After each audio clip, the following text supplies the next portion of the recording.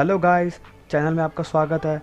आज हम बात करेंगे जीएसटी रिलेटेड टॉपिक के बारे में, जो कि स्क्रूटिनी ऑफ रिटर्न 1920 से रिलेटेड है। अब हम देखते हैं जीएसटी में स्क्रूटिनी ऑफ रिटर्न 1920 से रिलेटेड क्या नोटिफिकेशन डिपार्टमेंट ने इशू किया है। पहले हम थोड़ा सा पढ़ लेते हैं कि स्क्रूटिनी ऑफ रिटर्न क्या होती है। अब यहाँ पे मैं थोड़ा सा आपको स्क्रूटिनी ऑफ रिटर्न के बारे में से रूल नंबर 99 पढ़ा देता हूँ।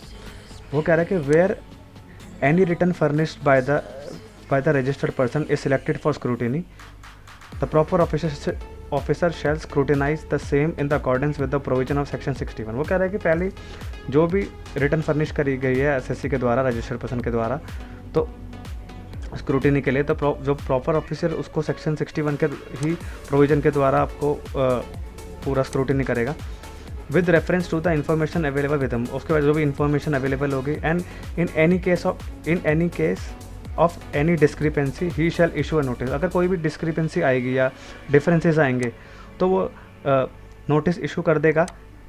ही shall issue notice to the said person in form ASMT assessment 10 में 10 GST असेसमेंट 10 में आपको नोटिस इशू करेगा, और informing him of such discrepancy and seeking his acceleration thereto within such time not exceeding 30 days from the date of service of notice। वो कह रहा है कि जीएसटी असेसमेंट 10 में वो आपको नोटिस इशू करेगा डिस्क्रिपेंसी जो भी पाई गई है, और आपको 30 डेज से ज़्यादा का टाइम नहीं दिया जाएगा उसके रिप्लाई के लिए।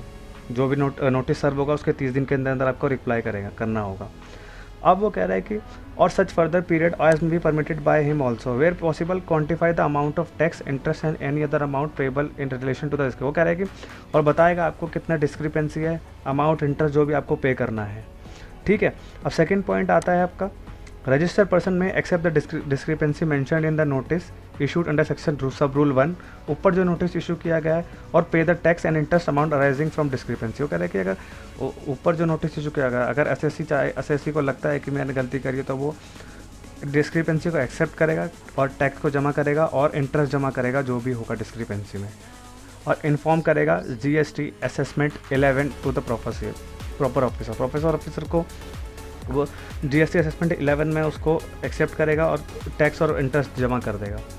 अब वो कह रहा है कि where the explanation furnished by registered person और the information submitted under rule 2 is found to be acceptable the professor official shall inform him accordingly in assessment 12। वो कह रहा है कि अगर जो 1 और 2 में जो उसने नोटिस इशू किया था उसको अगर प्रॉपर ऑफिसर को लगता है कि करेक्ट है और एक्सेप्ट कर सकता है, तो जीएसटी फॉर्म असेसमेंट 12 में उसको इन्फॉर्म कर देगा। ठीक है।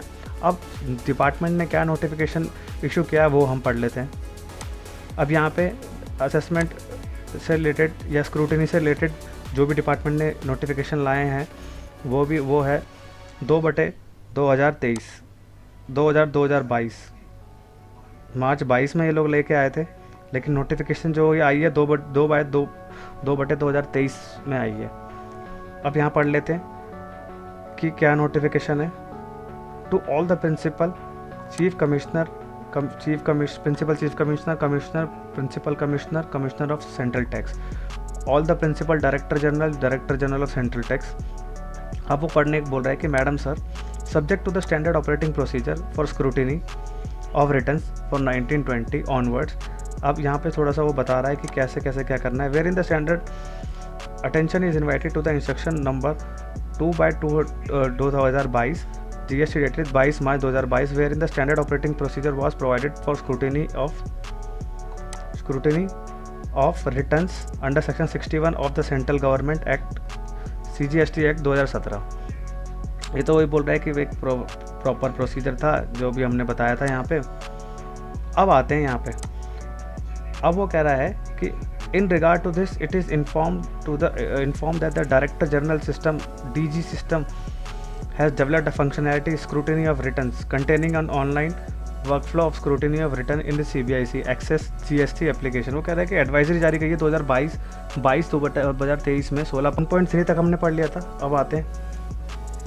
अब वो कह रहा है कि स्टैंडर्ड ऑपरेटिंग प्रोसीजर रहेगा 2/2023 में जो भी इंस्ट्रक्शन आए थे। वो कह रहा है selection of scrutiny and communication to the same of the same to the field officer. वो कह रहा है कि director general of analytics and risk management जो भी होगा वो डिसाइड करेंगे कि भाई कौन कौन से जीएसटी को हमने सिलेक्ट करना है।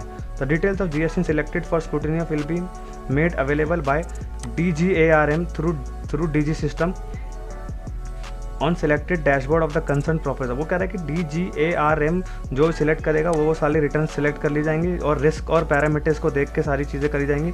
शेड्यूल जो भी होगा शेड्यूल वो डिसाइड करेंगे on the GST scrutiny of financial are made available on the dashboard पे द्वारा दिया जाएगा और शेड्यूल बताया जाएगा कि अब कह रहे हैं कि minimum 4 GST per month select किए जाएंगे। अब कह रहे हैं कि 4 GST हर मंथ उनको करना ही है scrutiny of A proper process of scrutiny by proper officer. अब वो कह रहा है कि स्क्रूटिनी जो भी होगा वो प्रॉपर ऑफिसर करेगा, DGRM के द्वारा जो भी सिलेक्ट किया गया है, रिस्क और सब कुछ देखने के बाद करेगा, रेवेन्यू सब करेगा। और मैंने आपको सारा बताया था कि अब फॉर्म नंबर असेसमेंट 10 में वो पूरा इंटीमेट कर देगा कि क्या क्या डिस्क्रिपेंसी थी, टैक्स क्या है और क्या है, और 11 में बताएगा कि आपको क्या क्या करना है। और टैक्स में देगा DRC फॉर्म DRC 03 के द्वारा आपको आफ्टर थ्रू पेमेंट के लिए दोबारा बोल देगा। और 11 में आपको रिप्लाई करना है, मैंने आपको पहले सेक्शन पढ़ाया था। और 12 में वो असेसमेंट ऑर्डर पास कर देगा 30 दिन के अंदर अंदर। वो कह रहा है in case no satisfactory explanation is furnished by the registered officer assessment within 30 days of being inform by the proper officer, वो जो होगा और डिस्क्रिपेंसी को एक्सेप्ट कर लेगा। Fail to pay any tax तो मैं proceed to determine the tax under section 73 और 74 of the CGST act.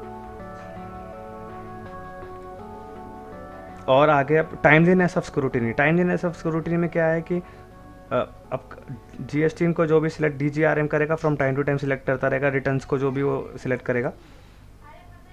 Finalisation of scrutiny within approval, वो कह रहा है कि स्क्रूटिनी फाइनलाइज करने से पहले कंसर्न ऑफिसर का परमिशन लेगा 7 दिन के अंदर in the 7 days of the receipt of the details of the concern GST on excess of GST। 7 दिन के अंदर अंदर लेगा। असेसमेंट 10 इश्यू नोटिस देगा, असेसमेंट 10 में वो नोटिस इशू करेगा।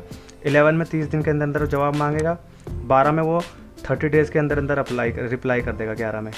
ठीक है जी, 11 में 30 दिन के अंदर अंदर रिप्लाई करने के लिए बोलेगा। 12 में असेसमेंट ईयर ऑर्डर पास कर देगा। अब रिपोर्टिंग क्या है कि टाइम टू टाइम और मॉनिटर करेगा, रिपोर्टिंग कर देता रहेगा। मंथली स्क्रूटिनी प्रोसेस रिपोर्ट जो भी स्क्रूटिनी ऑफिसर होगा, ऑफिसर जो भी होगा कंसर्न ऑफिसर, वो पूरा स्क्रूटिनी का रिकॉर्ड देता रहेगा सारा कुछ और मॉनिटर करता रहेगा कि कौन कौन से ईयर से रिलेटेड सारा कुछ है। और 1920 का है तो और पुराने से भी कर सकता है अगर वो चाहे तो। अब आते हैं इसका टाइमलीनेस तो मैंने आपको पढ़ाई गया है। तो गाइज़ ये था एक छोटा सा नोटिफिकेशन जो कि मैंने आपको आसान तरीके से समझा दिया गया है। पहले मैंने आपका प्रोविज़न पढ़ाया था, अब मैं आपको पूरा नोटिफिकेशन समझा दिया गया कि कौन कौन सी रिटर्न्स कैसे कैसे सिलेक्ट की जाएगी और क्या क्या स्टैंडर्ड प्रोसीजर फॉलो किया जाएगा। असेसमेंट 10 जो आपको पहले सारी डिस्क्रिपेंसीज और सारा कुछ बताया जाएगा। 11 में आपको 30 दिन के अंदर अंदर जवाब देना पड़ेगा और 12 में आपका वो असेसमेंट ईयर ऑर्डर पास कर देगा। जब आप रिप्लाई करेंगे उसके 30 दिन के अंदर अंदर पास कर देगा। तो गाइस ये था छोटा सा नोटिफिकेशन जो कि मैंने आपको आसान तरीके से समझाया। इंस्ट्रक्शन 2/2023 जो था।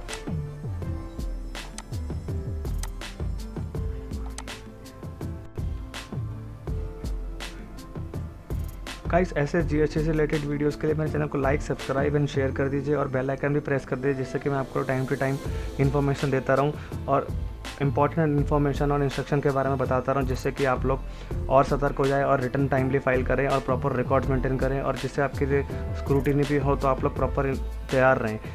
Thank you very much.